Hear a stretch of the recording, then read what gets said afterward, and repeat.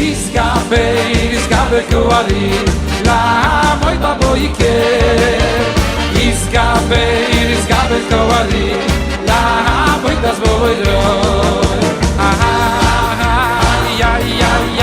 שיביסי השם לנגניסומי נקלל גודוי בתוירו שיביסי השם לנגניסומי נקלל גודוי בתוירו Hello everyone, this is our fourth segment regarding Duchening, and today I want to deal with a very new custom, at least at the time. As we said, we're not allowed to look at the Kohanim when they Duchen, as the Shulchan Aruch paskins, and the Ramah says that the Kohanim themselves can't look at their hands when they Duchen. Comes along the Ramah and says, Al Kain nahagu lishal shel hatalit al pneihem. Therefore, new custom, they put the talis over their eyes. The Ramah brings two customs, and from here we can understand why. Custom number one, v'yedehem chutz latalit. Their faces are covered, but their hands are outside the talis, blessing the people.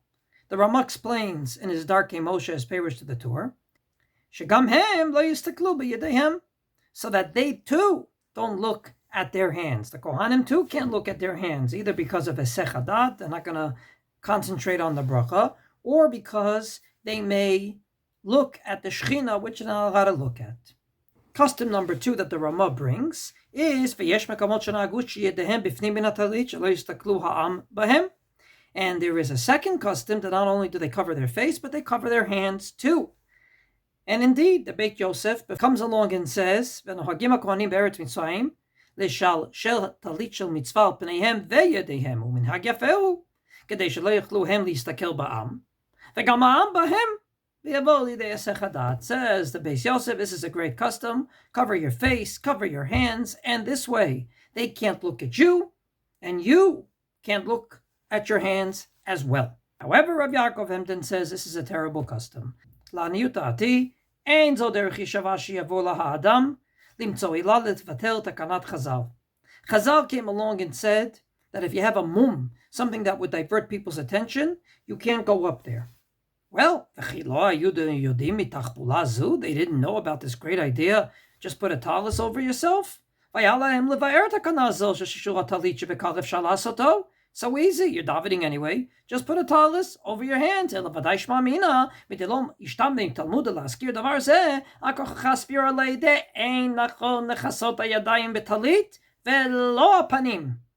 Because they didn't say to do this as a good idea, it must be not a good idea. We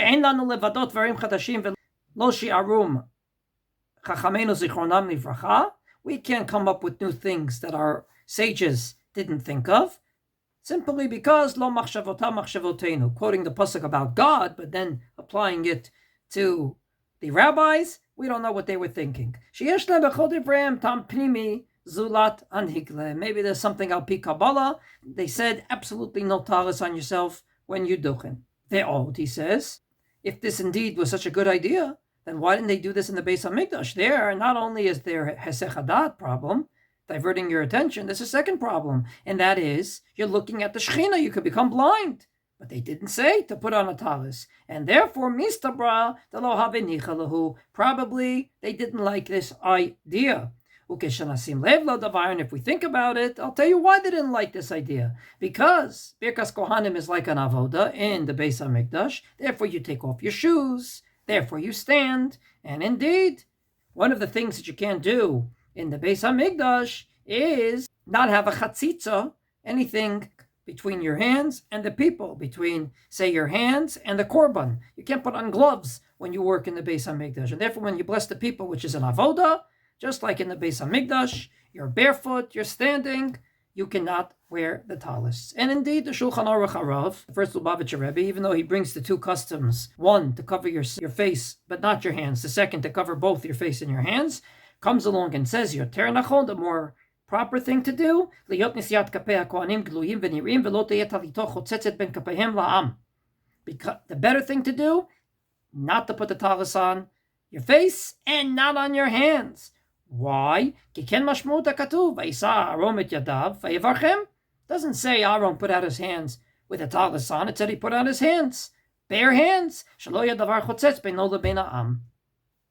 this perspective, we have three customs. Custom number one, according to Rav Yaakov Emden in the Shulchan Aruch Harav, that the Kohen goes up there, tallis on, but doesn't cover his face nor his hands. Custom number two, cover your face and not your hands. The Kohanim will not look at their own hands and either divert their attention or see the Shekhinah. The people may look, and therefore they're instructed not to look. Custom number three, to cover both your face and your hands. If you do that, the people can't see your hands. Maybe you will. Mr. Kohen will see your hands. But says the Beit Yosef, no, they won't, because it's covered with the tallis. It's hard. You're going to have to pick up your face in such a way and break your back to see your hands. Well, lahalacha, it seems that Minhag Yisrael is to at least cover your face. Graz likes the custom of just covering your face, and the Minchat Luzer from Munkach thinks it's the right thing to do.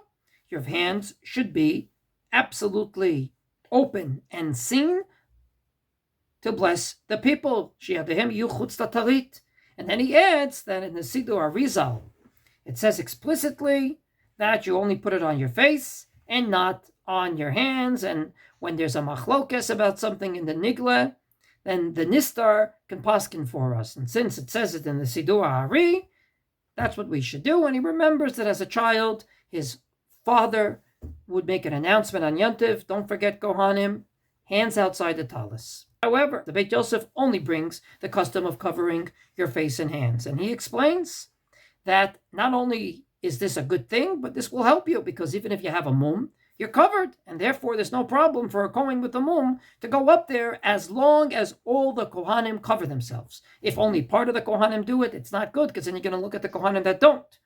If only one Kohen does, also not good. It's only in a place where all the Kohanim cover their face and their hands that a Baal Mum can get up there and duchen, because we're covered up. That's what the Shulchan Aruch paskins. In minhag hamakom l'shasher kohanim talit al pneihem, afilu yesh befanav uviyadav kama mumin yisad kapav. And the Ramah says that's only if yadav bifnim min talit, avalein mebachutz lo mehani. That's the second custom, that you cover your face and your hands. The Kaf HaChaim says this is the way to go. And even though someone quoted the Sidur Ari, he looked in the Kitvei Ari and didn't find one thing about it. It must be a student that wrote it, and maybe they attributed it to the Ari, but the minhag by him, as well as the holy Kabbalistic yeshiva of Beit El, is actually to have your hands inside the tallis. And indeed, the Aruch HaShulchan brings both customs, but says the minhag HaPashut is to put your hands inside. Explains Rav Moshe Feinstein for the following reason. A, when your hands are inside, because the tallis is covering you, it's hard to see your hands. And therefore, even the Kohanim can't see their hands when they're duchening, because of ha'apalat hatalit. The tallis is covering them in some way, or it's making a shadow on their hands. Number two, the people can't see your hands. And because in a normal shul, not everyone covers themselves. Namely, there are people that cover themselves during Birkas Kohanim. But A, many single boys don't wear a tallis. B, the women for sure don't wear a tallis. And C, even those that wear a tallis, not everyone covers their face. He believes it's a very good idea that the Kohanim cover both their hands and their face. So to sum up, some didn't like it at all. They said it to chatzitza. Some said face and not hands. Leave the hands open to bless the people. And some, and this seems to be the psak of the Shulchan Aruch for sure, Ramah at least one custom, and Rav Moshe Feinstein said, good idea, cover your face and your hands. If you do, then even a Baal Mum can go up there, God forbid, maimed in some way, because he's covered up.